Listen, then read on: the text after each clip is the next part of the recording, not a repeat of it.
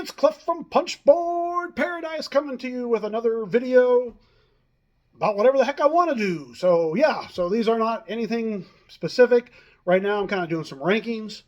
Who knows, we might do all kind of different things here. But, so for today, we're doing Splotter spelling games. Woo! Some of my favorites. A few of these are going to be in my top 10 of all time. Others of them certainly are at least in my top, 30, 40, 50 of all time. Love Splotter games. Most of them are highly interactive games. If you've never heard the term, get splottered, it means, literally you can just get crushed in a game. Another thing I've heard is if you can't lose the game on turn one, why play turn one? And that is true with a Splotter game. Your decisions from the very beginning matter throughout the game. Like I said, just some of my favorite type of games. I love the interaction in most of these games. Most of them are highly interactive and matter very much what all the players are doing. So without further ado, let's get rolling with it. So I've got 7 games over here that I'm going to rank. Are these all the Splotter? No. I know there's some obscure titles. I've never gotten a chance to play them. I know like there's Duck Dealer. I've never gotten a chance to play that. I believe it's like called 18 or 18 or something like that. It's a 18XX by Splotter. I've never gotten to play that one either. So I'm only ranking the ones that I know. Maybe some of those others are tremendous and great, and anybody ever wants to get with me and play them, I am ready. But right now I'm just going to rank the ones, and mostly these are like the big ones, the top Splotter games. But we're going to start off with one that just came out this year, and that is Horseless Carriage. Now, don't get me wrong, love this game. It's a lot of fun. Figuring out that really cool spatial puzzle to make all of your cars and make them, come off in the right specs and all that stuff is just so cool. And then it's a really neat board where you're trying to figure out how to sell them and yet, kind of figure out how to undercut your opponent. And, there's interaction there. However, maybe my one little bit of sometimes with this game is really heads down when you're doing the building of your factories. Maybe as people get better with it, maybe that's a quicker part of the game. But the games that I've played, and I've played this, good 6 or 7 times already. You're really like, oh, my head's down. Hey, now we're ready to play the interactive part of the game. And sometimes that's for me. I like maybe a little bit more interaction throughout the entire game when it comes to a Splotter. But once again, that's taking nothing away from Horseless Carriage. If you've not gotten a chance to play this one and you like Splotter games, highly, highly, highly recommend it. This is still a 5 for me on a Punchboard scale of a 5 out of 6. So yeah, so there we go. So Horseless Carriage, put that right over there. Okay, now we're on to the next one here. So my next one, I feel like these next 2 could potentially climb with more plays. These are probably the ones that I have the least number of plays with of all of the Splotter games. And so the next one is going to come in, Bus.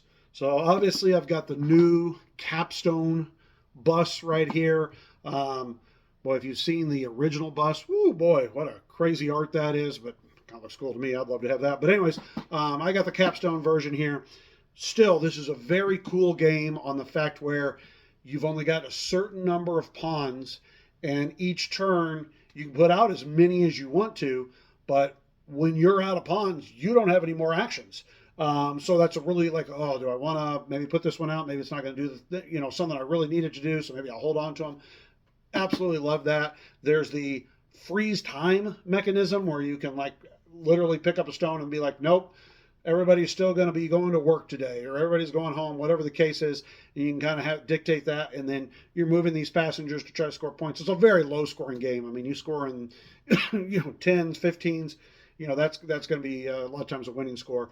Still, great game. Love the interaction in this game.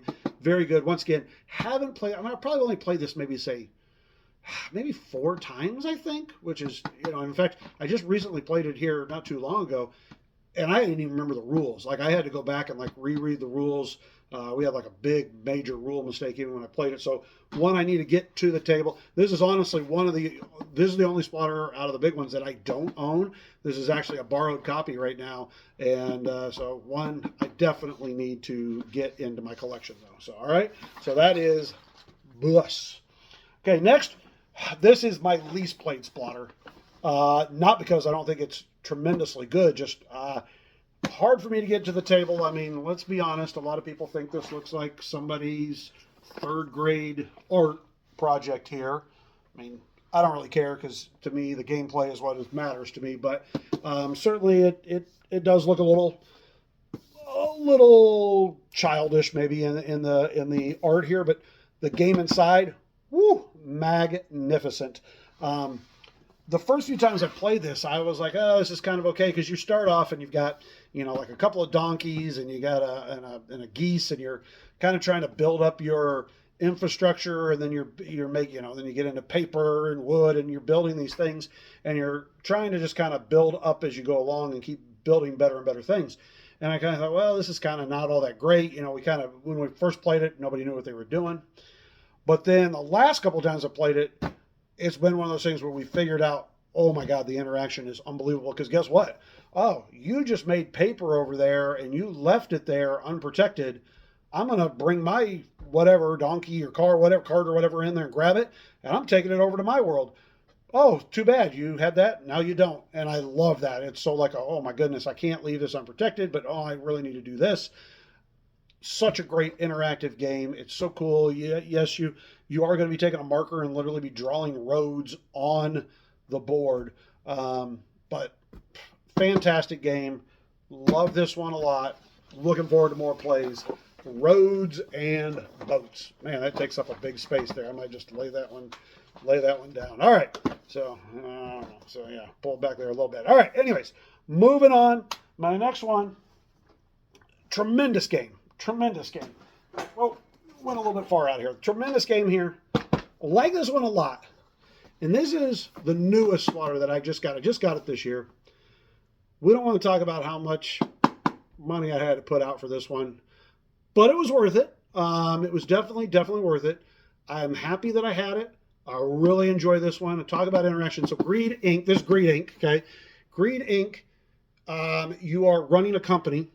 And as you're running that company, you kind of got the stock market going up and down, and you're trying to make the most money for your company. However, the real crux of the game is at some point you're going to want to try to make that company kind of kick you out and kind of not do as well as it did the year before, so that you get booted and you make a big percentage of them kind of paying you out as you leave.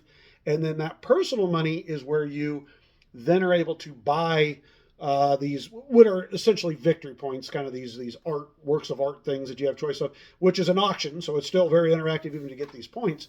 But you could run the best company in the world, if you never get money out of it, it's not going to matter in this game, because in the end, it's all about that personal cash and you buying those victory points. I love this game. It's my one little small thing is it has gotten a little bit like it kind of runs on rails a little bit. There's not a lot of variance in it. Can make a little bit of variance on when people put cards out, so small, and then obviously the interaction is still very different. But the game itself, I mean, by the end of the game, you know kind of how each one of the stocks is going to end up. It's going to early, some of the like the land and the sand and stuff go up. As the game goes on, those are going to tank, and then you're going to get your other textile. Your other things are going to go up, and then eventually they're going to tank. So you kind of know how the flow goes. I know they were talking about reprinting this. I kind of hope that they do eventually, and I would like them to see maybe if there would be a little bit of variable, like, hey, mix these cards in, so you wouldn't always know exactly how the stock market was going to kind of end up as it goes along. But this is still a great game. It's still, for me, it was well worth the price.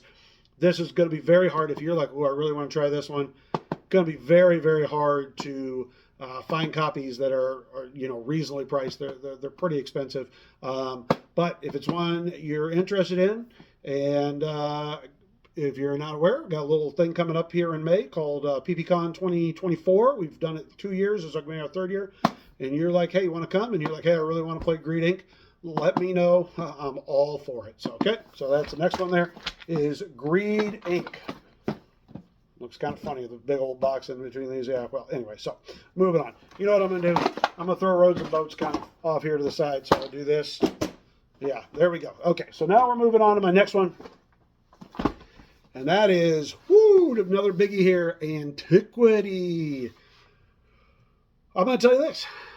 First time I played this game, I just flat out quit. I was like, literally my entire city was full of graves, and I had gotten a new city, like you can get new cities, and that entire thing was full of graves. My entire world was full of pollution, and finally I was just like, I tap out. There's nothing more I can do. That's one thing I love about this game, though, is the game is so mean, which is just so much fun. It's so in this game, you are laying a bunch of tiles on your city, and there are different things that these tiles will do. You also have a middle part of the board where you have your city and you're kind of going out and exploring, and then you're starting, forests where you can cut down wood. You're starting fishing where you can fish for either fish or dye or different things like this. And your goal is just kind of start getting these tiles and stuff in there. But eventually in the game, you're going to have to build a cathedral. And when you build a cathedral, you're going to have to choose, how are you going to try to win this game? And that's just such a cool thing. It's not like everybody, it's not victory points at all. It's this is how I'm going to win the game. And it might be like hey, I'm going to try to collect 3 of every good, which you think sounds really simple, but it's really not. It might be you're going to try to have influence over everyone else's zone of influence. Really fun way to try to do it. There's multiple different ways to win, including there's one you can say, hey, I'm going to win with having to pick 2 of the conditions. I have to complete 2 of the conditions to win the game. And you're like, well, why would you do that? Well, because when you do choose a cathedral, you do get a small bonus. And if you do the one that you have to do all of them, you get all the bonuses, which is really a cool thing, but really, really tough to do. Amazing game, though. I mean, the pollution is such a cool thing. The famine, which gives you the graves, is such a cool thing. It's just so good. I love this game. Now, some people, and I will agree, this one, especially early, there's not a ton of interaction in it either. You're really kind of doing your own thing until you start to get intermixed with people, and then you can start throwing pollution and stuff in their area and stuff like that. And then there's a little bit of interaction. But I think because the game is so tough and hard and evil, just makes it so good. So anyway, so there's my next one is Antiquity. All right, coming up on the top 3. All right, so far we got Horseless Carriage, Bus, Roads and Boats, and Greed Inc. and Into Antiquity. So now we're ready for what would be number 3, the Great Zimbabwe. So, love it, love it, love it, love it. Talk about such a cool game. So, real quick, the basics of this game is, you have a victory threshold. Everybody has a victory threshold. It starts at 20 points. As you do things in this game, when you pick up and you on your turn, you have gods you can get, you have specialists that you can get, you have whatever the cards are called, that you get.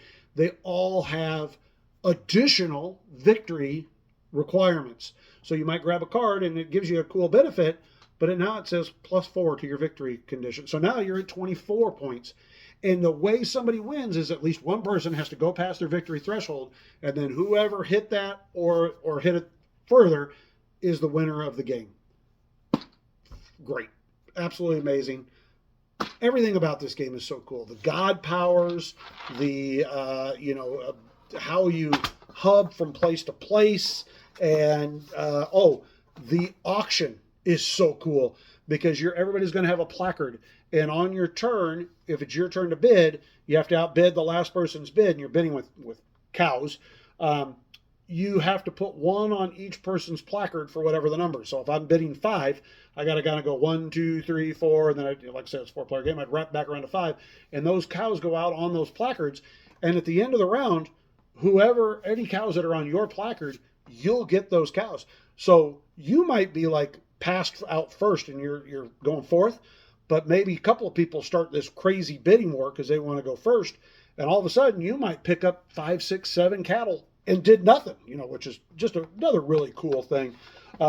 Player order, and one thing I didn't talk about with Splotter games, there are a lot of games out there that I don't think player order matters hardly at all. You know, it can be good, but it doesn't make a huge difference.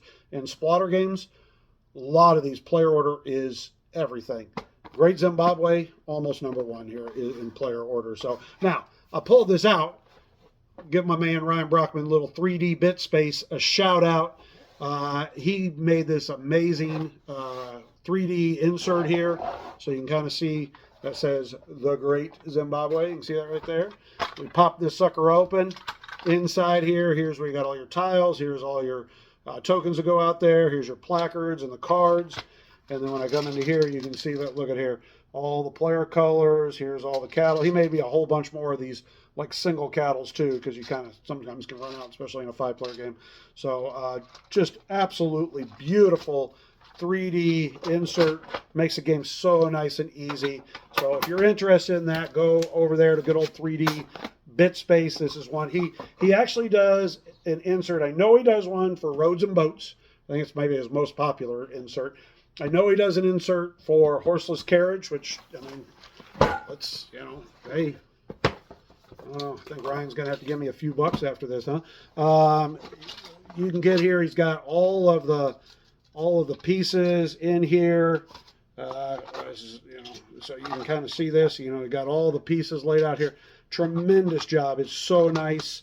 All right, I'm going to throw all this back in here. But so if you're interested in any inserts, like I said, I think that's it. I don't know if he does. I don't know if he does one for any of the others yet. But if you're interested, you could always contact him or go over to his Etsy page at 3D Bitspace. So, anyways, that was a Great Zimbabwe. So now we get down to the last two. It's close. I'm going to tell you this. It used to be a slam dunk, my #1, and it's still going to be my #1. But I tell you, this other game, it's gaining on it. And this year especially, I've gotten to play this game maybe 4 or 5 times. And in fact, I got to play it on a giant map. Good friend of mine, Kevin McCurdy, who he runs Age of Steam Con, and he makes a bunch of giant maps for Age of Steam. And he made a giant map for Indonesia.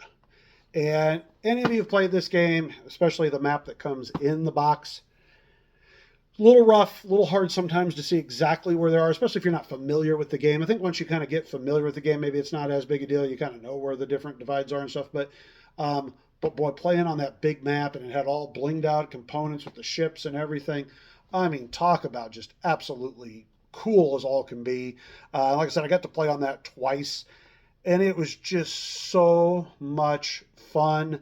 And let's go to this game. What is great about this game? Well, I'm going to say one word: mergers. Mergers, mergers, mergers. Okay? I mean, I said it 4 times, but it's still one word. That is the fun part of this game. And for those of you who don't know anything about this game, one of the actions is you literally on a turn can say, I'm going to merge those 2 companies together. So somebody has a rice company and player B has a rice company and player A has a rice company. You can say, I'm putting those 2 rice companies together. And then everybody who's eligible gets to auction to try to get that company now together. And then they control the whole thing. So it's really good. But if you lose it, you're going to make money out of it. So there's a whole ebb and flow of how this game works. But the mergers are absolutely 100% where it's at. It's other than that, it's kind of a shipping game of how you're trying to ship, but you can be in the business of shipping goods, but you can also be in the business of the ship, being the controller of the ships. And then the players who are shipping goods, they pay you money to use your ships. Absolutely amazing game. I mean, the first time I ever played this game was, oh God, I feel like it was like 5 years ago. And I was playing with Clay from Capstone, and I was playing with, gosh, I'm terrible sometimes with names, but I was playing with a few other guys in Origins. And I remember, and Chad was there too, and I remember me being taught this game, and I was just like, I have no idea what's going on. And it took me a few games now where, I mean, I have a fairly good, I'm not good at it. Half the time I don't know, when to bid for a merger or which, let it go or whatever. But I still love this game, and I could see this one eventually shooting to the top and being my #1. I don't know. Right now, I'm going to put it in #2, Indonesia. All right? Throw that over there. So if you know Splotters, you're pretty sure you know what this number one is going to be. Like I said, there's a few I haven't played. Don't know anything about those. I'm just talking about the ones I've played here. And that number one is going to be Food Chain Magnate. All right, so what a amazing game. Absolutely amazing game. You are running a fast food restaurant, and you are basically trying to get these people to come to your restaurant and buy your food over the other players' restaurants. So it's all about you're working on advertising to these houses. You're working on getting more, like you're going to get waitresses. You're going to get management trainees to help do things, and it's all these hundreds of cards. And with this little baby that's right behind here, whoop, there's the old Food Chain Magnate catch-up expansion. You got even more cards.